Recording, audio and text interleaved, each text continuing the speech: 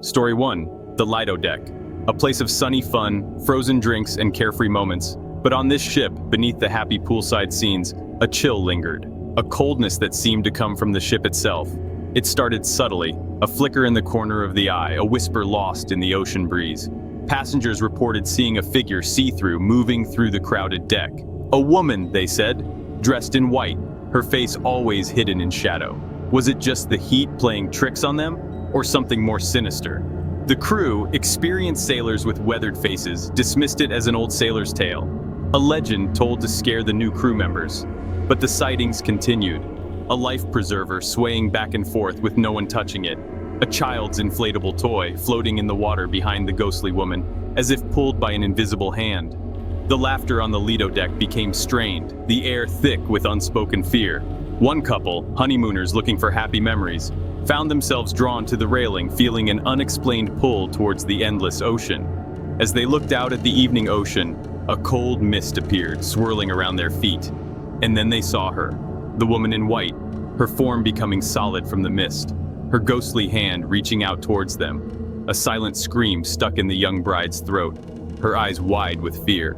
The next morning, the couple was gone, vanished without a trace. Their cabin untouched, their belongings undisturbed. The only clue, a single white rose left on their pillow, its petals already turning brown. The Lido deck remained, forever marked by the unseen presence. A chilling reminder that some trips offer no return, and some mysteries are better left unsolved. Story 2. The fun of a cruise, the excitement of new experiences, of shared adventures. My friend and I, college roommates, went on a trip to celebrate our graduation. Our futures ahead of us like the endless ocean. We boarded the ship, full of excitement, our laughter echoing through the hallways. Our cabin was a cozy place decorated with streamers and inside jokes showing our close bond. The first few days were filled with shared drinks, sun-soaked laughter, and whispered secrets under the starry sky. But as the ship sailed further from shore, a strange feeling settled over our cabin. A subtle change in the atmosphere, a creeping unease. It started with small things. A misplaced hairbrush, a book left open on the wrong page. And then more unsettling things happened. Clothes folded in a strange way, a faint smell of lavender perfume in the air, a perfume neither of us owned. One evening, as we got ready for a night of dancing, I saw a strange message written on the bathroom mirror. A single word, written in what looked like lipstick. Help! Panic set in. Had someone been in our room? Was this a prank gone wrong? We told the ship's security, our voices shaking with fear. The investigation found nothing. No forced entry, no fingerprints, no sign of an intruder. The message on the mirror, however, stayed, a chilling sign of an unseen presence. That night, my friend disappeared. Her bed empty and cold, her belongings untouched. The only sign of her presence, a single earring lying on the floor, shining under the dim cabin lights. Consumed by grief and fear, I swore I could feel a cold breath on my neck, hear her voice whispering my name in the dead of night. But the whispers offered no comfort, only a chilling reminder of the mystery that took her away. The ship sailed on, leaving behind a trail of unanswered questions and a chilling truth. Some disappearances can't be explained, lost to the depths of the unforgiving sea. Story 3. The ocean is huge, a big blue space that hides many secrets under its waves. On this ship, a captain with many years of experience got a distress call. The message was unclear, full of static, but it was a call for help. The voice talked about a fire, chaos, and a ship lost in the ocean. But the coordinates were unclear, and the ship's name was lost in the static. The captain, determined to help, told his crew to change course. The ship moved quickly through the water, trying to reach those in need. Hours turned into days, and the tension on board grew. The crew scanned the horizon, their hopes fading with each sunset. The distress calls continued, each one weaker than the last. Then suddenly the calls stopped. Silence. An eerie silence that spread across the open water. The captain, tired and worried, decided to stop the search. As the ship turned back, a chill settled over the crew. Whispers of ghost ships and phantom calls spread among the crew. Some said it was a siren's call, luring sailors to their doom. One night, the captain saw something strange on the horizon, a faint light flickering in the distance. He ordered the ship to approach carefully, his heart pounding. As they got closer, a ship appeared from the darkness. A ship, dark and empty. The captain, feeling dread, boarded the ship with some crew members. The air was heavy, filled with the smell of decay and silence. There were no signs of life, no clue about what happened to the people. The only clue was a missing lifeboat, as if it was lowered in a hurry. And on the deck, a single word was etched into the wood: gone. The captain and his crew returned to their ship, forever changed by the experience. The phantom call, the empty ship, a reminder that some mysteries are best left unsolved, some places better left unexplored. Story 4. It was supposed to be a dream vacation, a 2-week cruise in the Caribbean. I imagined myself relaxing by the pool, drinking cocktails, and maybe playing shuffleboard. Instead, I faced something I couldn't explain. The ballroom was full of laughter and clinking glasses, but I felt a deep fear. A ghostly woman seemed to float, her feet never touching the ground. Her old, torn gown moved around her, and I smelled mildew, which gave me chills. I couldn't look away, frozen with fear. Her hollow eyes were filled with sadness, and I felt like I was drowning in her grief. Then she disappeared, leaving me in silence with a cold chill in the air. I tried to convince myself it was just a trick of the light. But deep down, I knew what I saw. That night, I couldn't sleep. The image of the woman and her sad eyes kept replaying in my mind. I could still feel the cold from her, reminding me of the encounter. The next day, I tried to distract myself with cruise activities. I joined a trivia game, sunbathed, and even went to the casino. But the image of the woman stayed with me, haunting me. Curious and needing answers, I found the ship's librarian, an old man who loved history and seemed to know many stories. He listened as I told him my story, his eyes never leaving mine, his face unreadable. The next day, a strange quietness took over the ship. The laughter and loud conversations were gone. There was a tense feeling in the air, making everyone uneasy. Rumors spread quickly, whispered from one person to another. They said a man had disappeared from his cabin during the night, just like that, gone without a trace. I felt a knot of fear in my stomach. The man was traveling alone, like me.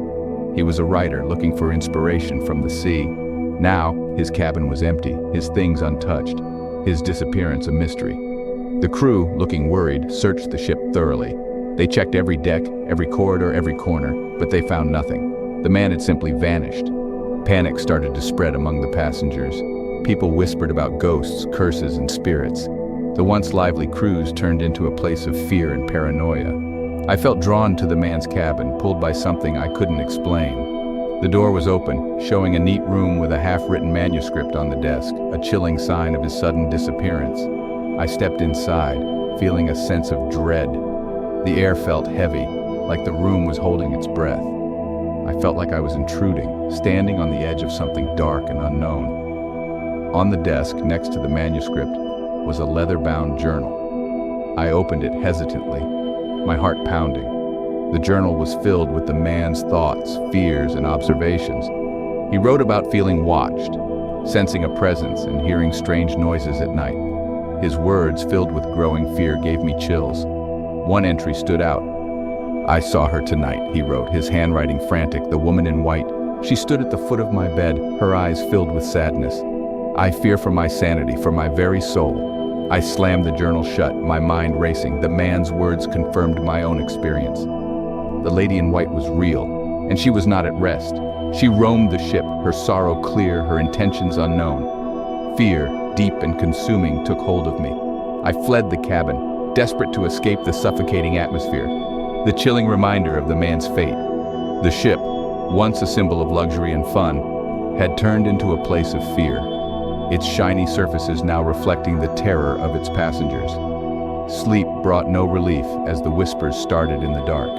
Soft at first, like silk rustling, they moved through the vents, under the door, and into my mind. They spoke of sadness, loss, and a never-ending search for peace. I knew the voice, filled with despair, the voice of the lady in white. The whispers weren't threatening in a normal way. They were sad, filled with loneliness that touched me deeply, mixing fear with empathy. One night, unable to take it anymore, I went to the ship's chapel. It was a small, calm space lit by stained glass windows, very different from the fear in the rest of the ship. I knelt in the quiet, the smell of incense calming me. And there, in the chapel's silence, the whispers grew stronger, surrounding me like a ghostly hug. They spoke of the sea, its harsh depths, and the love that was lost. I closed my eyes, letting the whispers wash over me, and I understood.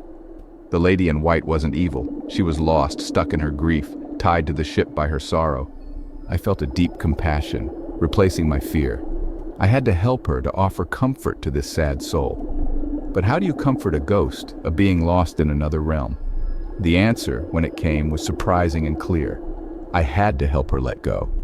The next day I went to the ship's library, determined and heavy-hearted. I searched through old books and maritime records, looking for information about the lady in white and her sad story. Hours later, as the sun set, casting shadows, I found a faded journal entry. It described the last moments of the lady in white and her husband. They had been walking on the deck, laughing, when a big wave hit the ship, sweeping the husband overboard. The entry described the frantic search, the painful hours that turned into days, and the crushing realization that he was gone. But there was one detail that had been missed, a detail that could free the lady in white. The husband had been wearing a locket, a token of his love, with a lock of the lady's hair. This locket, the journal said, tied her spirit to the ship, her essence linked to the last piece of her lost love. With this knowledge, I knew what I had to do. I had to find the locket. I spent the last days of the cruise searching, driven by a new purpose. I convinced the crew to help, their doubts overcome by my determination. We checked the ship's logbooks, talked to passengers, and even consulted a local maritime historian who joined us at the next port. Finally, just when we were losing hope, we found it. The locket, covered in barnacles and coral, was retrieved by a diver from an old shipwreck miles off the coast. It was a symbol of lasting love, even in tragedy. That night, under a starry sky, we held a memorial for the lady in white and her lost love. We cast the locket into the sea, symbolizing their reunion in the afterlife, and the whispers stopped. The air, once heavy with sorrow, felt lighter and cleansed.